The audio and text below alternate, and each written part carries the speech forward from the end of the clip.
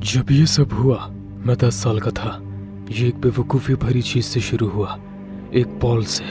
हम 3 बच्चे मेरी गली में खेल रहे थे, एक पुरानी फटी हुई फुटबॉल को मारते हुए।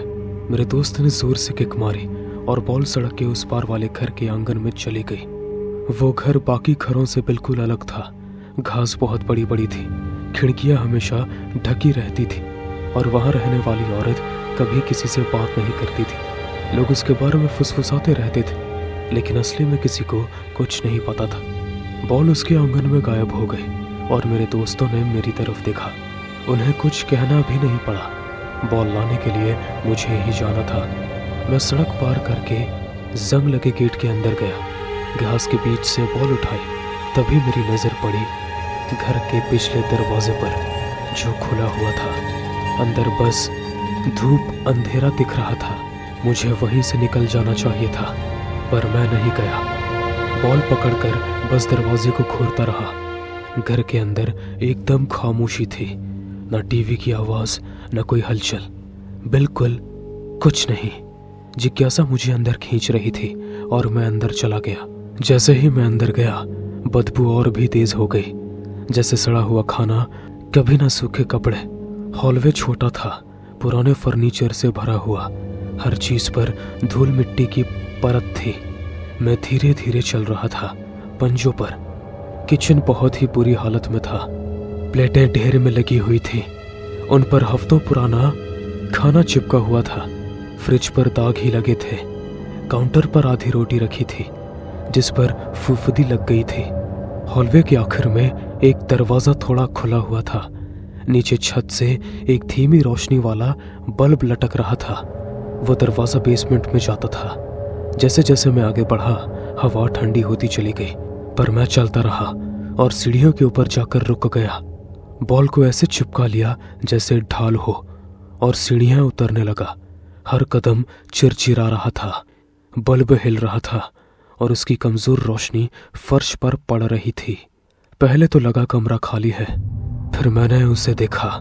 एक आदमी दूर वाली दीवार से लगा हुआ, उसके पैर सिकड़े हुए, शरीर ढीला, चेहरा अंदर धंसा हुआ, आंखें इतनी बड़ी कि खोपड़ी से बाहर लगे, बाल कंधे और माथे से चिपके हुए थे। मैं जम गया। वो इतना दुबला था कि असली इंसान जैसा भी नहीं लगता था। शर्ट फटी हुई और गंदी, होंठ सूखे, जगह जगह फटे हुए, और मुंह के पास घाव थे। उसके पास फर्श पर एक प्लेट थी जिसमें 2 सैंडविचेस पड़े थे। ब्रेड हरी पड़ चुकी थी, उस पे फंगस लगा हुआ था, मांस काला हो चुका था। एक सैंडविच आधा खाया हुआ था, बस 2 बार चबाया और छोड़ दिया गया, और बदबू इतनी गंदी थी कि उल्टी आ जाए। उसकी आंखें धीरे से मेरी तरफ उठी।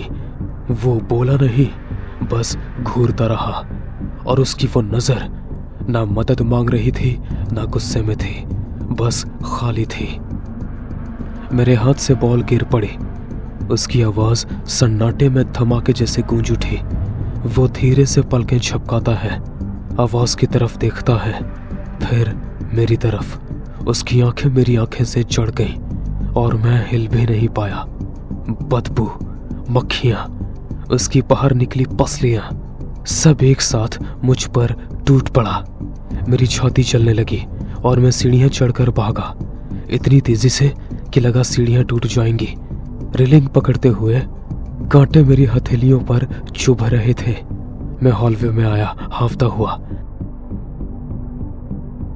एक पल को लगा बच गया, फिर मैंने उसे देखा। वो औरत वहां खड़ी थी, बाल उलझे हुए, चेहरा टेढ़ा मेढ़ा, आंखें मुझ पर जमी हुई, जैसे मेरा ही इंतजार कर रही हो।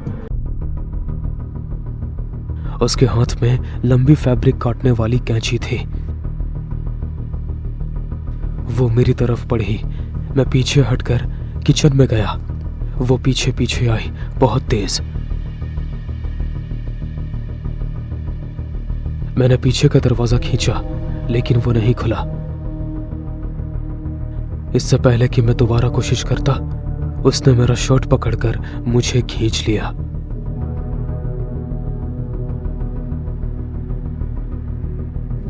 उसने मुझे काउंटर पर पटक दिया, कैंची ऊपर उठाई और उसकी नोक मेरे गर्दन पर लगा दी। दांतों की ठंडक मेरी त्वचा में चुभ गई। मेरे पैर इतने कांप रहे थे कि मैं गिर ही जाता। उसकी सड़ी हुई सांस मेरे चेहरे पर लगी। वो पलक तक नहीं झपका रही थी, कैंची और जोर से दबा रही थी। एक गलत हरकत और वो मुझे काट ही देती।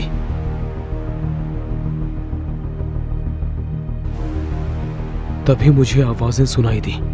मेरे दोस्त बाहर से मेरा नाम पुकार रहे थे। वो एकदम रुक गई। उसकी नजर खिड़की पर गई।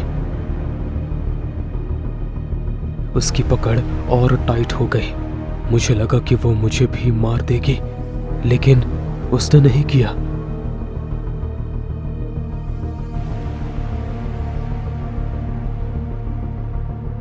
वो मेरे बहुत पास झुकी और फुसफुसाई,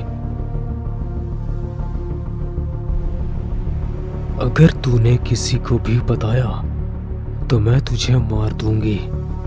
सिर्फ तुझे ही नहीं, तेरे दोस्त, तेरे परिवार, सबको। फिर उसने मुझे धक्का दिया। मैं लड़खड़ाया और बाहर भाग गया। मेरे दोस्त मुझ पर हंस रहे थे, पूछ रहे थे कि इतना टाइम क्यों लगा। मेरी आवाज ही नहीं निकल पाई। मैं उन्हें कुछ बता ही नहीं पाया कि मेरे साथ क्या हुआ। मैंने कभी किसी को कुछ नहीं बताया, ना दोस्तों को, ना मॉम डैड को। हर रात मुझे लगता था वो मेरे कमरे में घुसकर मुझे मार देगी। सालों बाद एक रात मैंने धुआं देखा। उसका घर जल रहा था। सायरन, लोग, चारों तरफ आग, और मैं बस खड़ा देखता रहा। जानता था कि अंदर क्या जल रहा है। अगले दिन न्यूज में उसकी 911 कॉल चलाई गई। उसकी आवाज कांप रही थी, बिल्कुल घबराई हुई। वो बार बार कह रही थी कि कोई अंदर ना आए, क्योंकि बहुत देर हो चुकी है। मुझे न्यूज की जरूरत नहीं थी समझने के लिए कि बेसमेंट में क्या मिला। मुझे पहले से ही पता था।